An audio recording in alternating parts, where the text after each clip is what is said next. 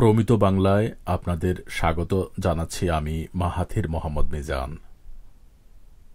আশা করি ভালো আছেন এবং আমাদের গত পর্বের ভিডিওটিও দেখেছেন।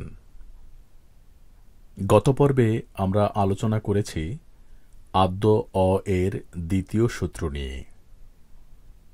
সূত্রটি ছিল, শব্দের শুরুতে যদি স্বাধীন বা ব্যঞ্জনযুক্ত অ থাকে এবং তার পরে যদি জফলাযুক্ত ব্যঞ্জন বর্ণ থাকে, তাহলে আদ্য অটি সাধারণত ও বা ওকারের মতো উচ্চারিত হয়। যেমন অদ্য, গদ্য, পদ্য, সন্ধ্যা, শয্যা ইত্যাদি। আজ আমরা আলোচনা করব আদ্য অ ওকারের মতো উচ্চারিত হওয়ার তৃতীয় কারণ বা সূত্র নিয়ে। আর সূত্রটি হল, শব্দের শুরুতে যদি স্বাধীন বা ব্যঞ্জনযুক্ত অ থাকে এবং তার পরে যদি ক্ষীয় বা গ অর্থাৎ জয়জ্ঞ থাকে, তাহলে আদ্য অটি সাধারণত ও বা ওকারের মতো উচ্চারিত হয়। চলুন কিছু উদাহরণ দেখে নেই। তার আগে ক্ষীয় এবং গ অর্থাৎ জয়জ্ঞ নিয়ে কিছু কথা বলে নেই। আমরা জানি ক্ষীয় এবং গ অর্থাৎ জয়জ্ঞ দুটি বহুল ব্যবহৃত যুক্ত ব্যঞ্জনধ্বনি। ক্ষীয় এই যুক্ত ব্যঞ্জনটি ক এবং মূর্ধন্য ষ এর সমন্বয়ে গঠিত, আর গ বা জয়জ্ঞ এটি বর্গীয় জ এবং ইয় এর সমন্বয়ে গঠিত। এই যুক্ত ধ্বনি দুটির পদে অবস্থান ভেদে উচ্চারিত ধ্বনিরূপ ভিন্ন ভিন্ন হয়ে থাকে।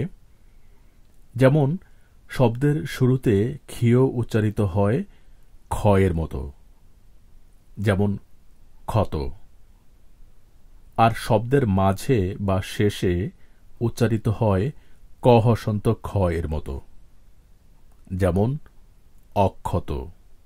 একইভাবে শব্দের শুরুতে গ বা জয়জ্ঞ এর উচ্চারিত রূপ হয় গ চন্দ্রবিন্দু গ এর মতো, যেমন জ্ঞান, আর শব্দের মাঝে বা শেষে উচ্চারিত ধ্বনিরূপ হয় গ হসন্ত গ চন্দ্রবিন্দু এর মতো, যেমন অজ্ঞান। চলুন ফিরে যাই মূল আলোচনায়। আমরা এবার আদ্য অ এর তৃতীয় সূত্রের কিছু উদাহরণ দেখে নিব। সূত্রটি কি বলেছিলাম? শব্দের শুরুতে যদি স্বাধীন বা ব্যঞ্জনযুক্ত অ থাকে এবং তার পরে যদি ক্ষীয় অথবা জয়জ্ঞ থাকে, তাহলে আদ্য অটি সাধারণত ও বা ওকারের মতো উচ্চারিত হয়। যেমন কক্ষ। এখানে শব্দের শুরুতে ক রয়েছে এবং এই কটিতে অ স্বরধ্বনিটি অন্তর্ভুক্ত রয়েছে। তারপর ক্ষীয় এই যুক্ত ব্যঞ্জনটি রয়েছে। এর উচ্চারণ হওয়ার কথা কক্ষ, কিন্তু না, সূত্রানুযায়ী প্রমিত উচ্চারণ হবে কক্ষ। একইভাবে দক্ষ, লক্ষ, অক্ষ, অক্ষাংশ, যক্ষ, লক্ষণ, ভক্ষণ, যজ্ঞ, বক্ষ, পক্ষ, রক্ষা, রক্ষকুল ইত্যাদি।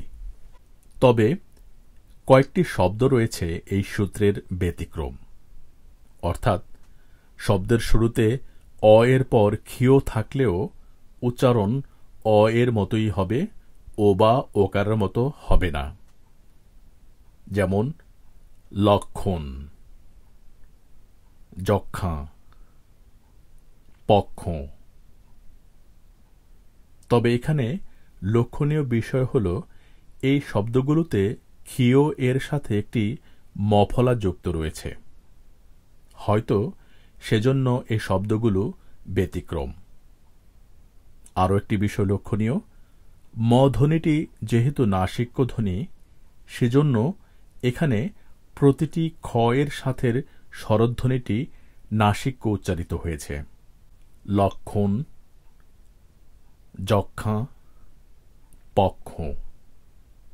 আশা করি আদ্য অ ওকারের মতো উচ্চারিত হওয়ার তৃতীয় কারণটি বোঝাতে পেরেছি।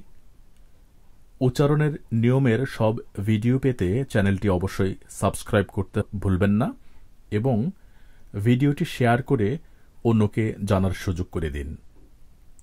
আজ এই পর্যন্তই। ভালো থাকুন সব সময়।